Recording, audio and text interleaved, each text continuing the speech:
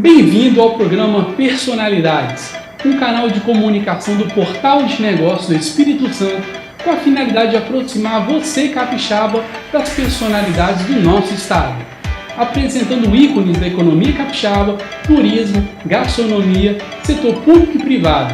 Estamos aqui para você realizar bons negócios e que juntos possamos produzir um Brasil cada vez melhor.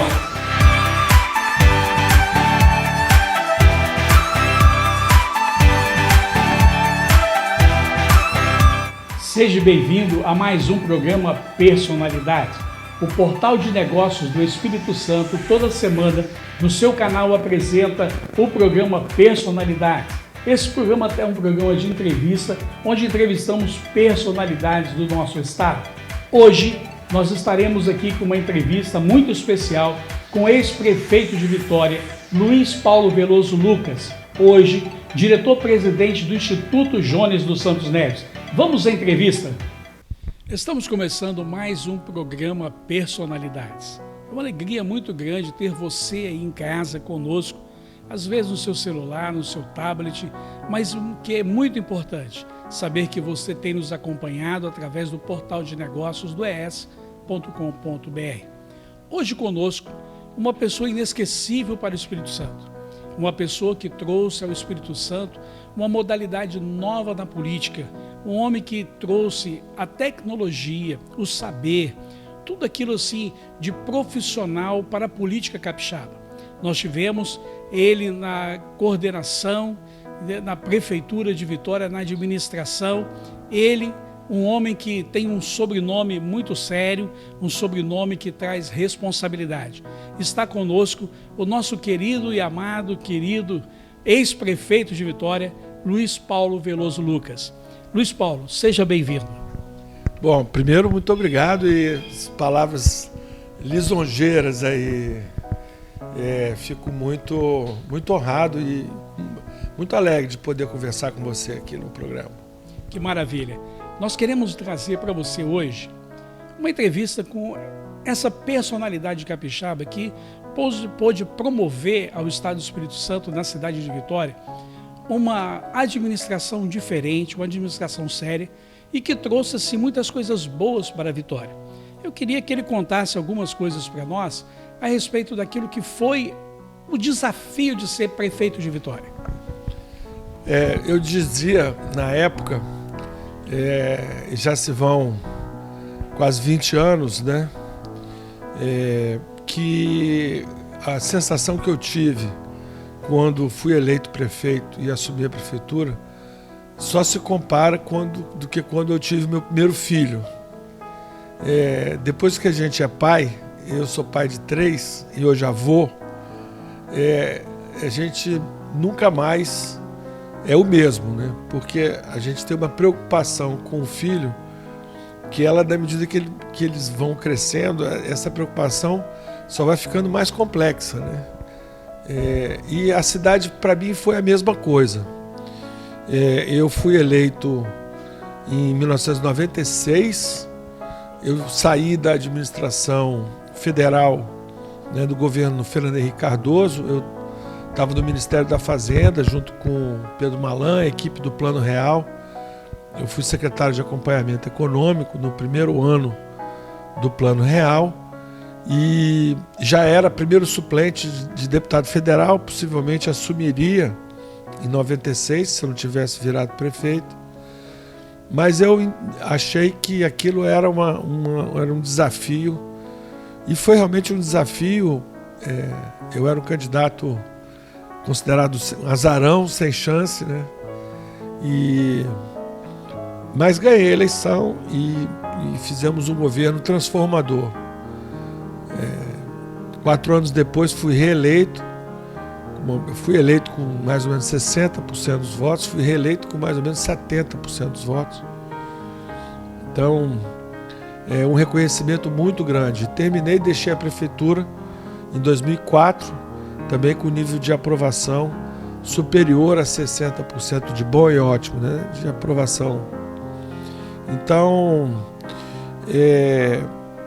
foi um período que, de certa maneira, coincide com o período do PSDB no governo federal, né, do Fernando Henrique, um momento de muita esperança no futuro, né, um momento de procurar combinar boa técnica com a boa política, e eu não conheço ninguém que fez isso melhor do que Fernando Henrique Cardoso, né, e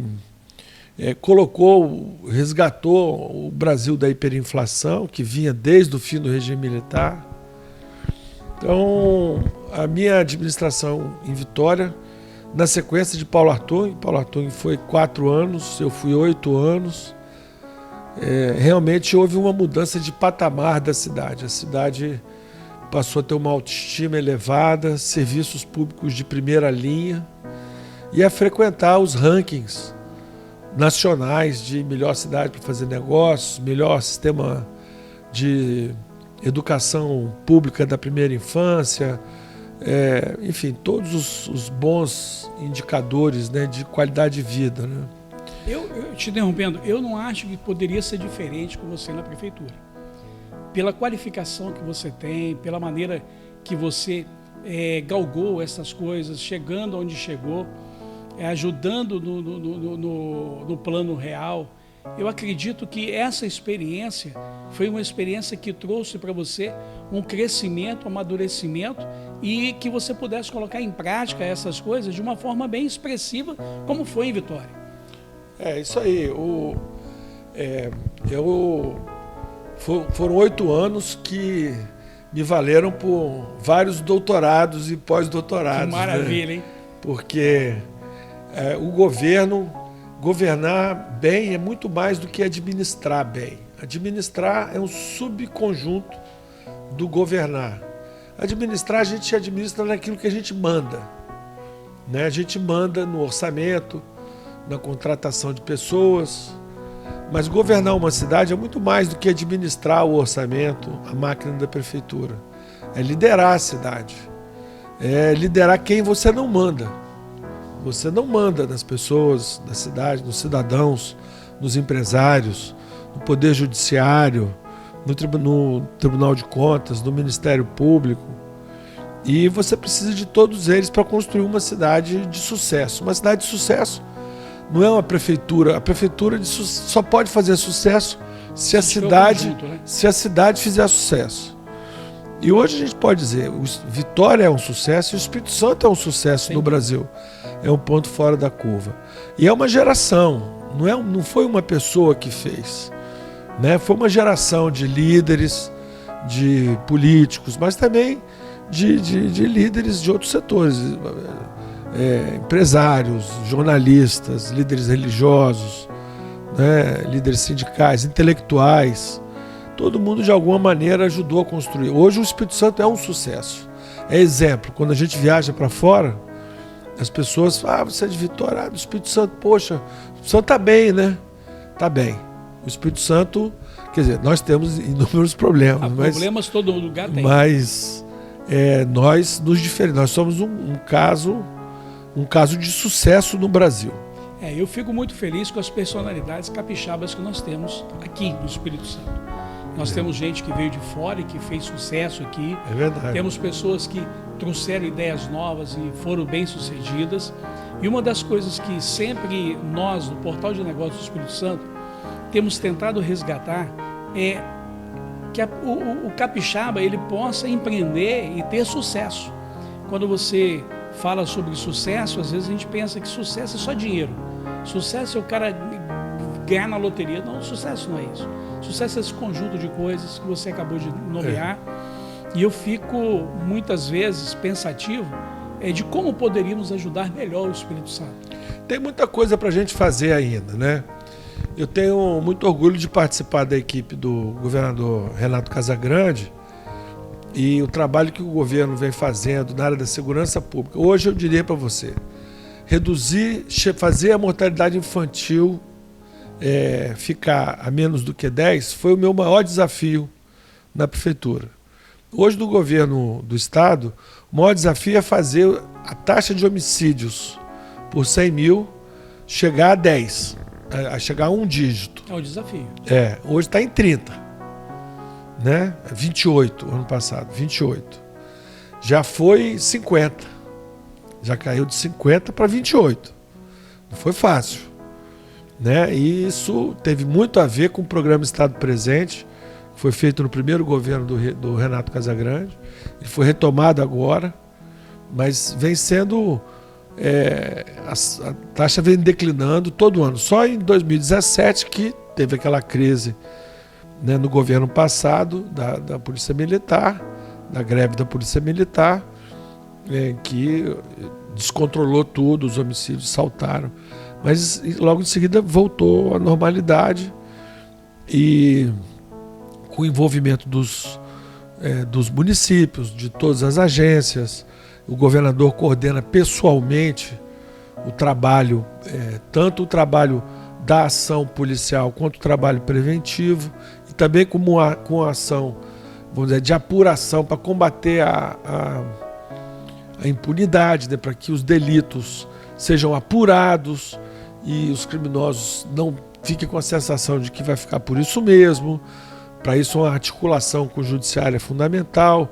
Também um trabalho de modernização no setor penitenciário, que as pessoas pensam que o problema acaba na porta da penitenciária. Não acaba, porque lá dentro é preciso ter um trabalho de botar os presos para trabalhar, de recuperação. Um percentual deles não se recupera, mas um percentual grande se recupera e pode ser reinserido. E é muito caro, né? Então precisa, e hoje o nosso secretário Cruz, Luiz Carlos Cruz, é muito bom, inovador.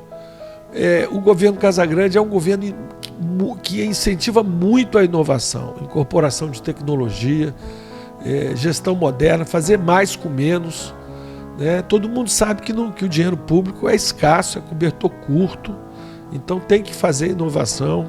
Então eu estou muito contente de participar da equipe, e estou tendo a oportunidade de contribuir, né, na minha área, né, que é a avaliação de políticas públicas, formulação de políticas públicas, baseada em evidências científicas, né? O Instituto está muito bem montado, tem uma equipe técnica permanente, pequena, mas muito motivada, muito boa, os bolsistas que a gente contrata, né, com recursos da FAPES, envolvendo as universidades.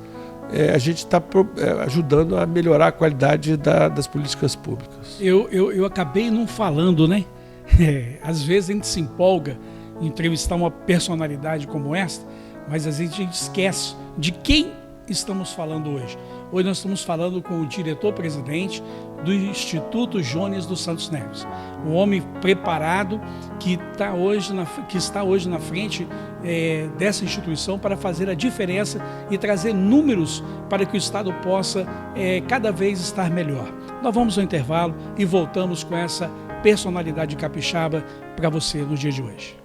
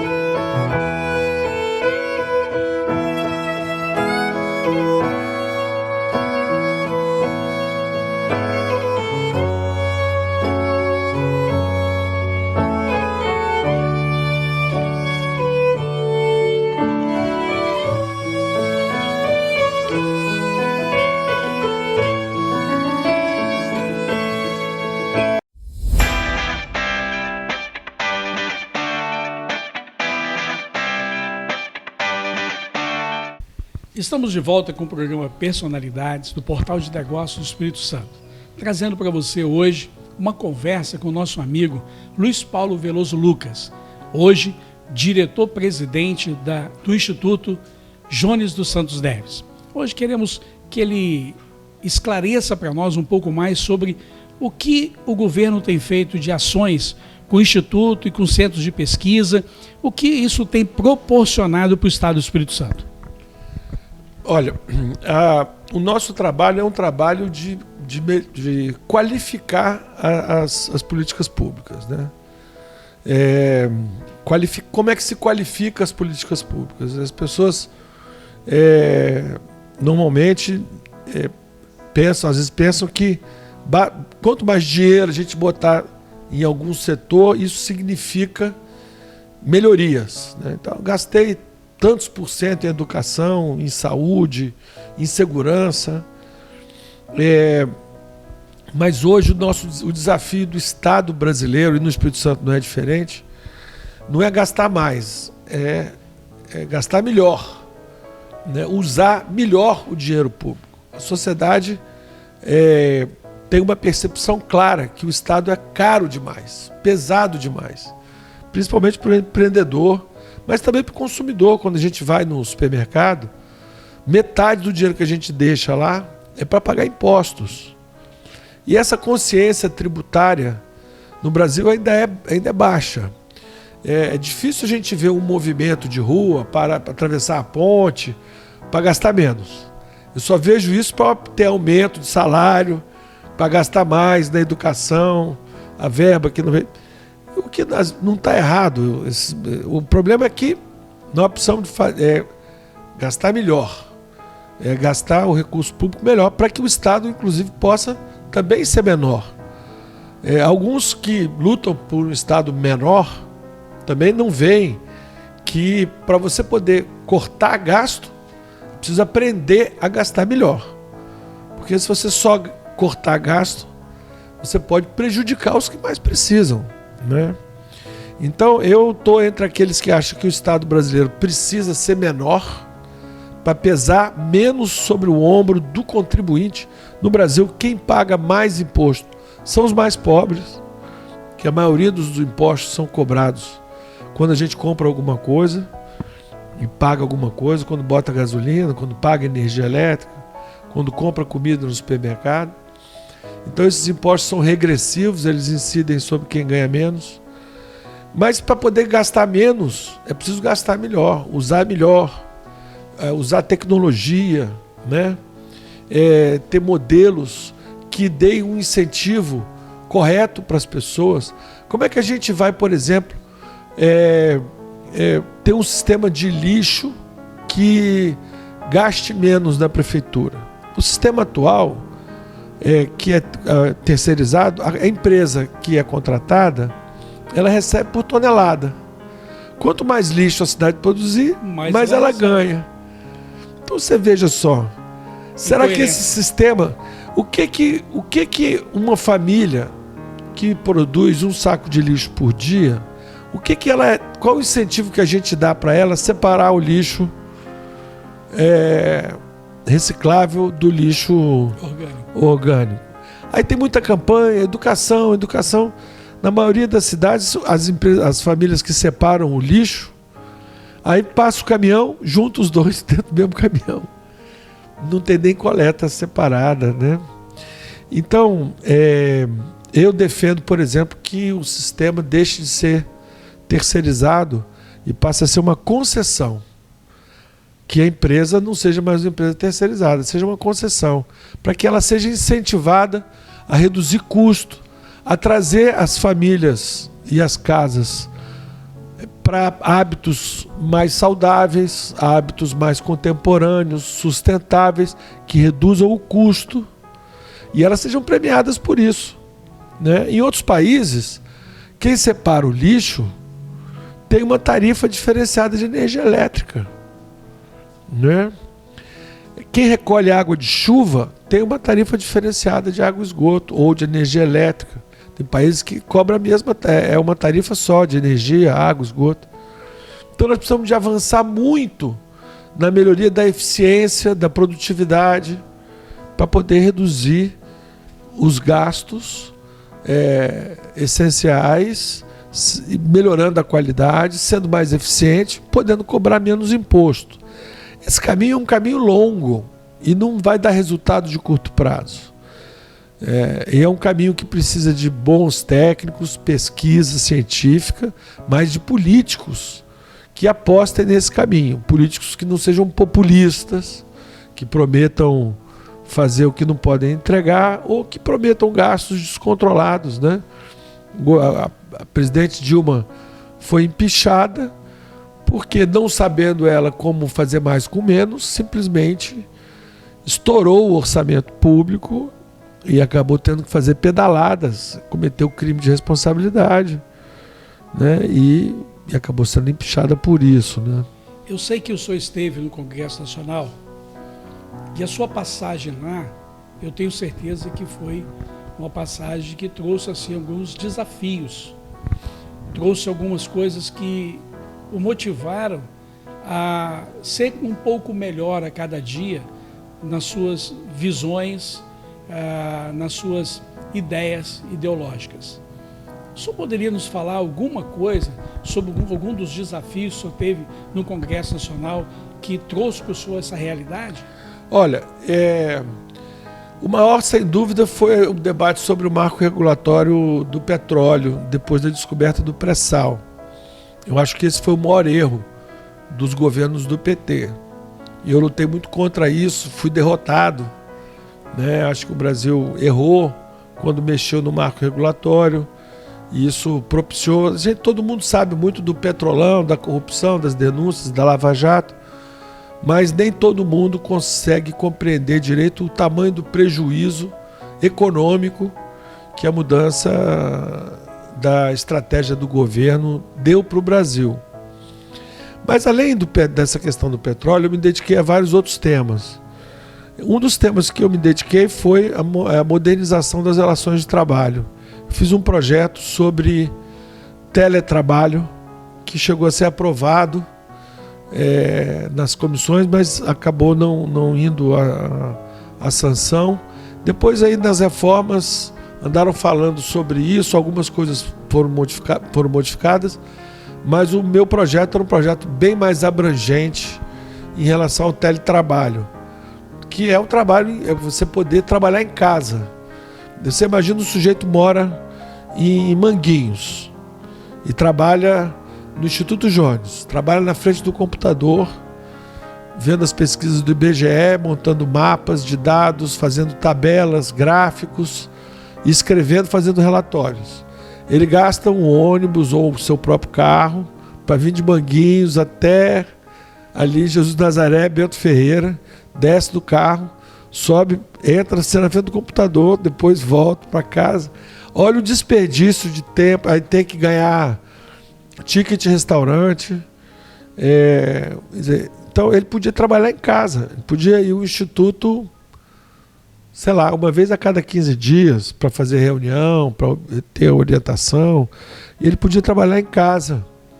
E ele podia se alimentar em casa. Se for uma mulher que tiver eventualmente com crianças, ela pode... E aí a rotina de trabalho não seria por hora, seria por plano de trabalho, né? Hoje, com o computador, com a internet, essa ideia das relações de trabalho, elas podem ser revistas. Elas podem ser diferentes do que eram no tempo anterior ao computador e à internet, né? Eu também apresentei um projeto de lei também sobre trabalhadores temporários no campo, né? Existem muitas restrições a empresas de locação de mão de obra no campo. E o pequeno produtor rural, às vezes, ele precisa, por exemplo, o produtor de café no Espírito Santo, o pequeno produtor de café, ele é um agricultor familiar. Mas ele, em alguns momentos, ele não precisa ter um empregado, ele não tem condição de ter um empregado tempo integral na propriedade dele. O café dá uma vez por ano, ele tem faturamento dele uma vez por ano, ele não tem faturamento todo mês. Então, ele faz uma contratação temporária. A legislação, tentando proteger o trabalhador, às vezes criminaliza essa relação e dificulta muito, aí induz o puxador de boia fria. Então a situação do boia fria sem nenhum vínculo, sem regularização, é horrível. Aí o Ministério do Trabalho, às vezes a fiscalização quer simplesmente, através da repressão, resolver esse problema. Eu acho que mudando a lei, seria possível ter relações de trabalho mais modernas, mais civilizadas, bom para o trabalhador, bom para o empregador, melhora a produtividade, né? Eu também, esse projeto meu foi aprovado também nas comissões, mas também não foi adiante, faltou compreensão. Todas as vezes que eu tive condição de explicar isso em sindicatos, trabalhadores e tudo, eles concordavam com a tese, né? Os empregadores também concordavam. Era um ambiente, quer dizer, hoje é um ambiente de muita tensão nas relações de trabalho do campo, né? E condições insalubres e situações difíceis, né? Essa coisa do boia fria é uma coisa que... terrível. A coisa bem complicada. E aí é realmente próximo do trabalho escravo. Aí as pessoas, mas não é trabalho escravo, porque... Mas não deixa de ser. Mas então, quer dizer, isso é uma coisa complicada. Não era muito melhor ter uma empresa de locação de mão de obra formalizada, direitinho, o cara com carteira assinada? Ele não é a carteira assinada da pequena propriedade, que ele não tem condição de assinar. Mas ele trabalharia temporariamente no plantio, na renovação de uma cafeicultura ou na colheita, né? A colheita que é mais importante, 1, 2, 3 meses. Então foi um outro tema que eu também me dediquei a essa questão, tanto do teletrabalho quanto da regulamentação do trabalho temporário no campo, né? Eu fui secretário de Agricultura e aí o Espírito Santo é um estado agrícola, né? É um estado, né? A economia dos 78 municípios só tem 14 que não são municípios agrícolas. O desenvolvimento para a maioria dos municípios capixabas é aumentar a produtividade e a renda da atividade agrícola. Eu não sei se o senhor sabe, mas no nosso portal do Espírito Santo, quando começamos com o portal, nós começamos tentando trazer ao Brasil a economia capixaba, os agronegócios, o café. A gente tentava mostrar e distribuir essa informação no Brasil e no mundo. Porque a internet hoje é mundo, né? E o nosso portal hoje ele é traduzido em mais de 100 línguas. Então, se a pessoa clica lá em cima, ela procura a língua que ela quer e a gente consegue traduzir o site por inteiro. Uma das coisas que a gente se preocupou muito foi exatamente com essa situação do empreendedor, do pequeno empreendedor, daquele empreendedor familiar, aquela empresa familiar. Porque a gente vê a necessidade de ajudá-los, necessidade de levar a informação do que eles têm ao Espírito Santo, ao Brasil. Tem muita gente hoje tendo assim muita economia familiar, a venda de café, a venda de... não é mel não, mas são produtos derivados do mel, são outras coisas também que têm se flexibilizado. Vou te dar um exemplo. Essa semana, esse final de semana, eu estive visitando um amigo que mora em Ibiraçu, e ele tem uma propriedade lá, tem um cafezinho e tal, é um amigo de muitos anos, e eu fiquei surpreso que ele tinha montado um negócio para fazer defumados de porco. Ele começou a produzir defumados de porco para a esposa dele que teve uma doença e não podia comer nada industrializado, com conservantes e tal. Aí ele começou a produzir para a mulher dele. Aí o médico dela começou a pedir, mandar clientes. Já que você está fazendo para sua mulher, faz para mais esse aqui, faz para mais aquele ali. Bom, moral da história, ele está com uma empresa, uma empresazinha, uma indústriazinha, né? Produzindo 500 quilos por mês, pô. Que coisa, hein? De defumados de porco. Então ele vende a banha, vende o bacon, vende costelinha, vende joelho. E assim que muita gente está se sustentando hoje. E né? sem nenhum tipo de conservante. Então, para quem tem alergia, para quem tem problemas, outros que não pode comer alimentos industrializados, vai pagar um pouquinho mais, porque ele não tem que ficar congelado e tudo mais, né? Mas ele estava se queixando da fiscalização e da falta de apoio para pequeno. Ele falou assim: olha, eu posso produzir, em vez de 500, posso produzir 1.000, 2.000, 3.000, lá de Ibiraçu, pela internet, vender para o Brasil e até para o mundo o produto dele. Você, quando vai ao supermercado, você vê geleia francesa, do interior da França. Você hoje está com... O Brasil está sendo invadido por todo tipo de salame e presunto espanhol, do interior da Espanha, né? Vendido aqui. Quer dizer, o que a gente está comprando aqui? Geleia francesa, salame e presunto cru espanhol, né? Por que não podemos exportar isso, né? Pagando caríssimo.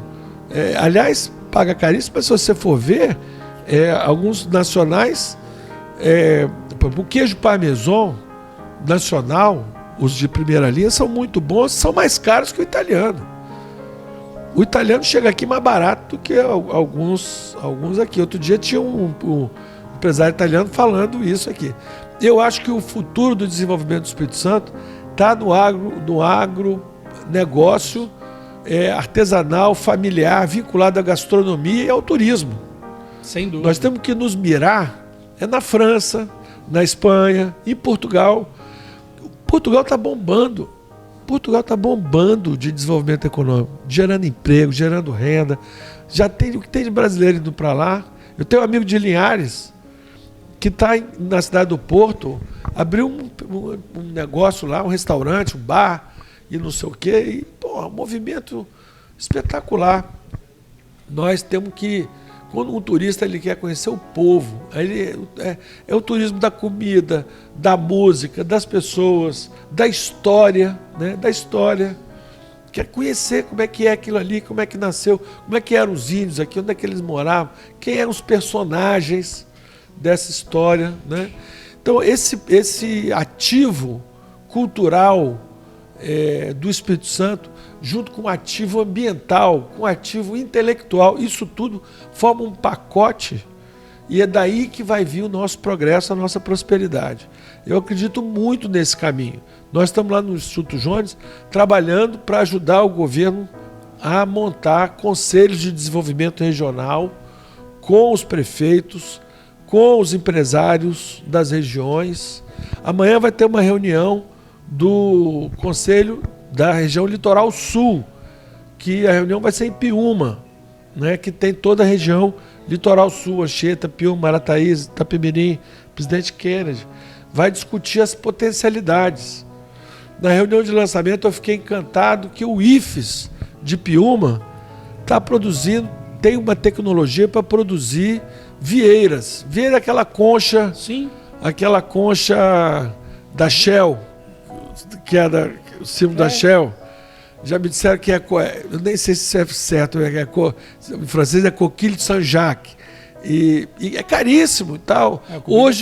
Hoje, ostra feita em cativeiro, esse mercado, Santa Catarina domina. Eles estão trabalhando nisso há 50 anos. Aí o pessoal do IFES falou: não, nós não vamos levar 50 anos, não. Em 5 anos nós vamos estar competindo com Santa Catarina. E isso é Espírito Santo, né?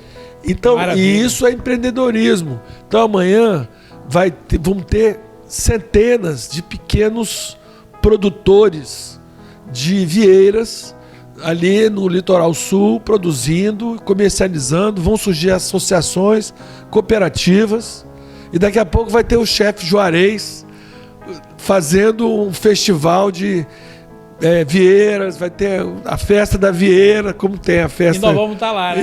Entendeu? E aí vai vir o turista de São Paulo, do Rio de Janeiro, da Europa, conhecer a festa da vieira e tal, o festival de gastronomia, concurso, a televisão vai filmar. Muito entendeu? Bom. E isso tudo vai girando a economia. E é uma economia sustentável, né? Uma economia que não é predatória, que não é poluente, né? E que é includente, porque mexe com... né? Daqui a pouco vai fazer um filme, vai fazer uma série na televisão sobre a vieira, sobre não sei o que, vende para o Discovery Channel. Então isso linda. tudo é desenvolvimento, é isso. Eu penso que nós estamos fazendo o que podemos fazer pelo Espírito Santo, mas podemos fazer mais, e muito mais. O governo Casagrande tem se colocado numa posição, como o senhor mesmo disse, de atrair, criar uma atração para que essas coisas aconteçam. Nós vamos para o intervalo e voltamos com o nosso querido, amado irmão Luiz Paulo Veloso Lucas, um nome que você ainda vai ouvir muito. Aguarde aí.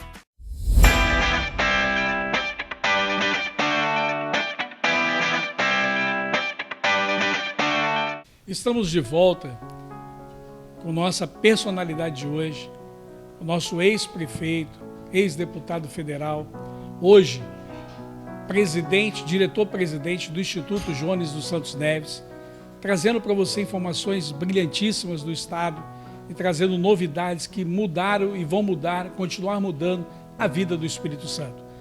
Eu quero pedir a ele que venha falar conosco nesse momento a respeito de algumas estratégias que o governo Casagrande tem colocado para melhorar a infraestrutura do Estado. Olha, esse é um dos principais programas dentro do planejamento estratégico do governo. Nos últimos anos, os projetos de investimento em infraestrutura ficaram paralisados, mesmo aqueles que tinham recursos assegurados por operações de crédito, principalmente junto ao BNDES, ao Banco Mundial e ao BID. Então, eu destaco para você, primeiro, obras de estradas e infraestrutura viária. Então, um amplo programa, obras que já estavam em andamento, que estão sendo retomadas, a começar pela Leitão da Silva e Portal do Príncipe, na região metropolitana. Agora, da área de saneamento, o Estado tem um contrato grande de R$1 bilhão com o Banco Mundial, o Águas e Paisagens, está sendo retomado.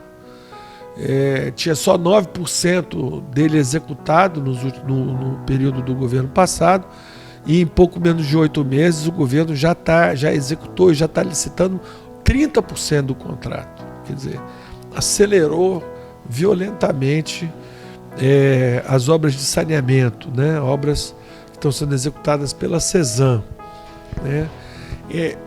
Na infraestrutura tem muita coisa que pode ser feito também pela iniciativa privada, através de concessões, de PPP, e coisas que estão na jurisdição do governo federal. Infelizmente, por mim, o governo federal não apitava nada em infraestrutura, não existiriam estradas federais, nem portos, nem aeroportos. Eu espero que o governo federal estadualize e permita também operações de concessão na área portuária. O aeroporto já foi concedido. O Espírito Santo precisa desesperadamente de aeroportos regionais.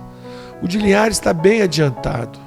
O de Cachoeiro não. Cachoeiro é fundamental, o aeroporto em Cachoeiro.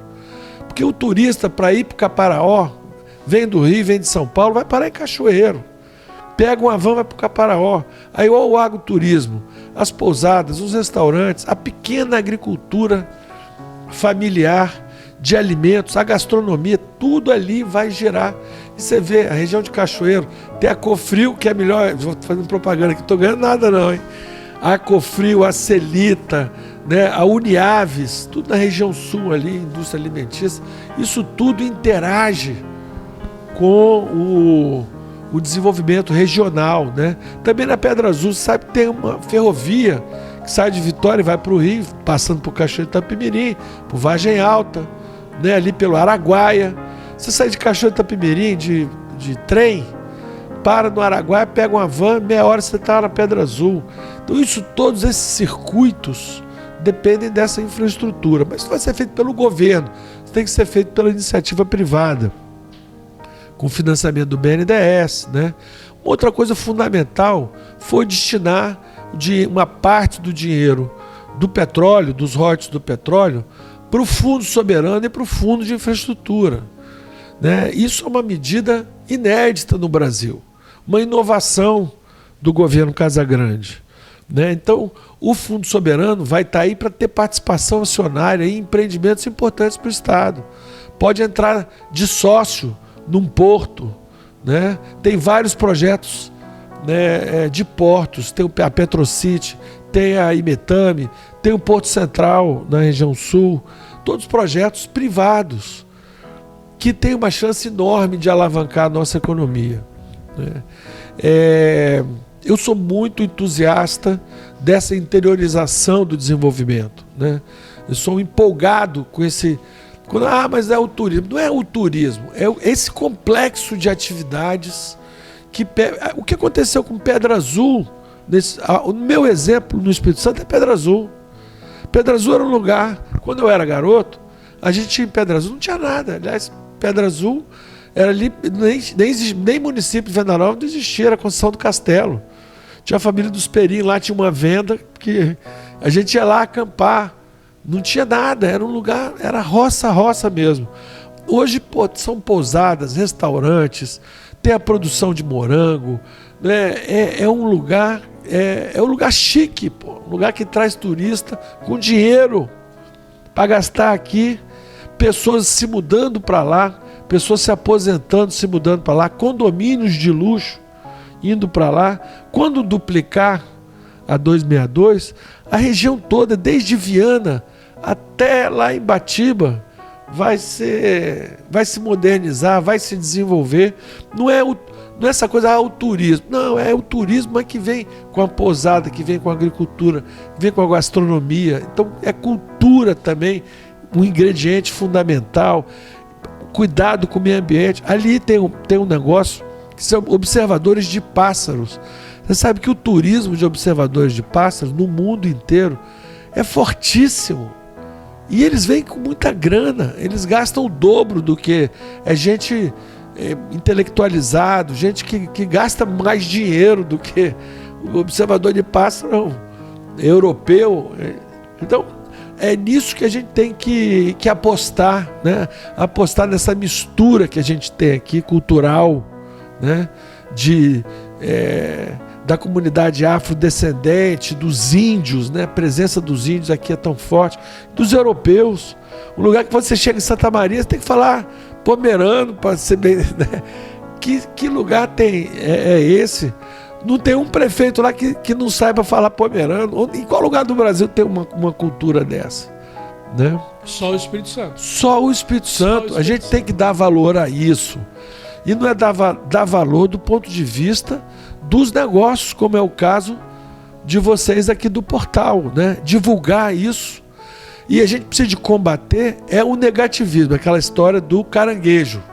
Você conhece a história do caranguejo, né? Que o caranguejo você não tem que tapar o embornal, porque quando tem um fugindo, os outros puxam ele para baixo. Então a mentalidade do caranguejo tem que ser substituída pela mentalidade do Marlin Azul, do salto do Marlin Azul, que é um salto para a vitória, para a liberdade, né? Então isso que é o símbolo vamos dizer assim, do sucesso do Espírito Santo. A gente tem visto que o Espírito Santo tem se despontado no empreendedorismo e a gente fica assim muito feliz de poder contribuir com isso. O Portal de Negócios do Espírito Santo hoje tem feito o seu trabalho, o seu dever de casa, de postar, de contribuir informação, divulgando festas, divulgando o que a gente pode divulgar para que a gente consiga contribuir, trazer gente conosco para contribuir também. Esteve conosco aqui há pouco tempo atrás, fazendo uma entrevista conosco, o Rancho Lua Nova, Lua Grande, de Domingos Martins. Que beleza. Um empreendedor formidável, gera emprego, agita a cidade, e ele não faz isso só por ele. Ele faz isso quando ele faz a festa do vinho, é uma coisa que mobiliza a cidade inteira. E muitas pessoas estão, como você disse, do caranguejo. Vamos puxar para baixo. Pois é, torcendo para dar errado, né? Eu gosto de elogiar, de citar e incentivar todos que podem, que estão apresentando alguma coisa nova, em todos os ramos. Em todos os ramos. É preciso olhar essa integração que existe, né? Por exemplo, da cultura, como é importante um estado que tem uma orquestra sinfônica, mas que tem bandas de rock, que tem de congo, que tem de samba. Isso alegra a cidade. Uma cidade alegre é uma cidade que todo mundo quer conhecer, quer ver. Então, essa compreensão que a dimensão econômica ela perpassa todas as dimensões é muito importante. É preciso cuidar dos ativos ambientais, os parques. Os nossos parques, eles são preservados, mas eles são principalmente abandonados. Em Vitória, por exemplo, ninguém visita o Parque da Fonte Grande. Né? Quando eu era garoto, chamava Torre da Televisão. Tinha até um barzinho, um botequinzinho lá. Eu ia ver a transmissão quando eu era garoto. Quem fazia transmissão era o Xerxes Guzmão Neto, não sei se você conheceu. Era um jornalista, ele fazia transmissão e ele ficava lá, rádio, só tinha uma transmissora, que era a Tupi, né?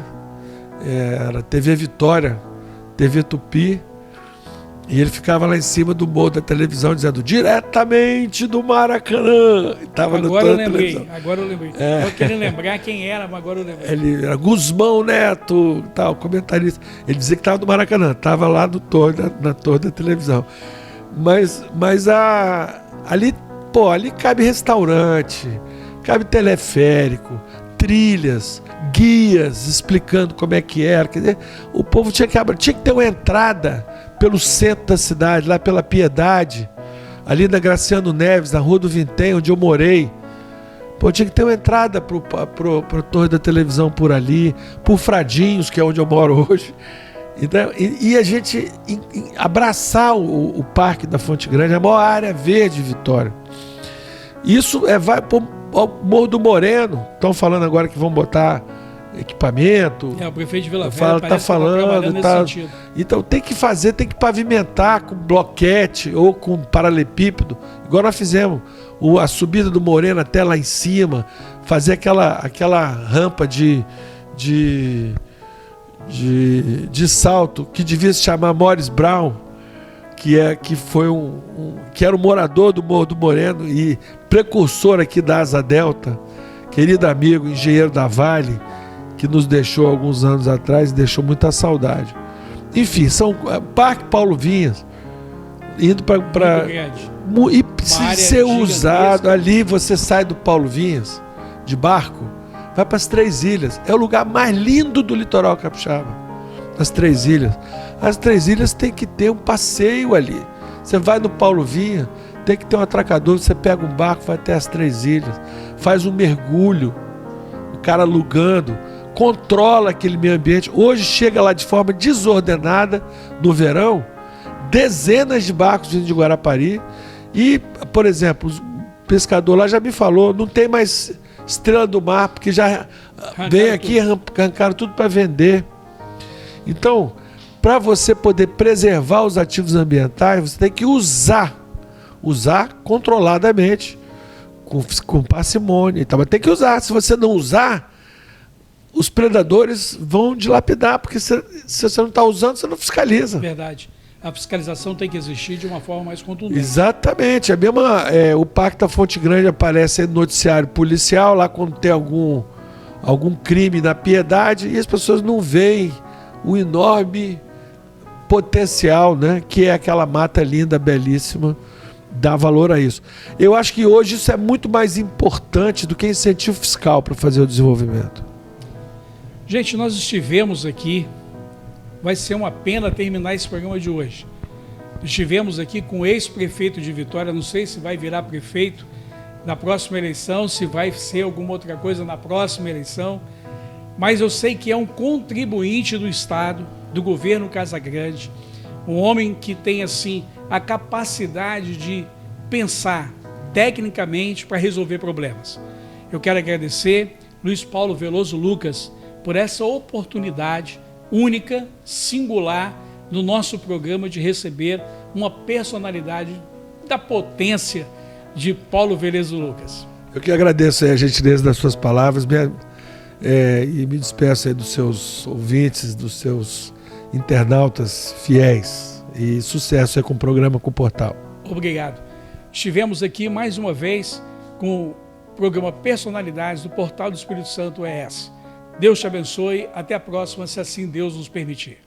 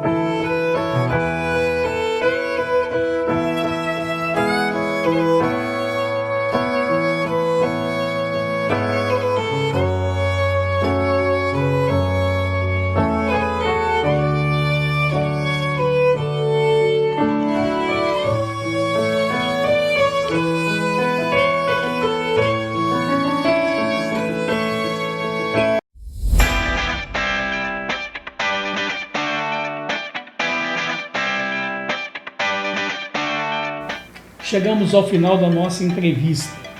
Foi uma alegria muito grande ouvi-lo, entender melhor o Estado, entender melhor as posições, aquilo que funciona em pesquisas, aquilo que o funcionamento do Estado. Eu quero convidar você a continuar conosco.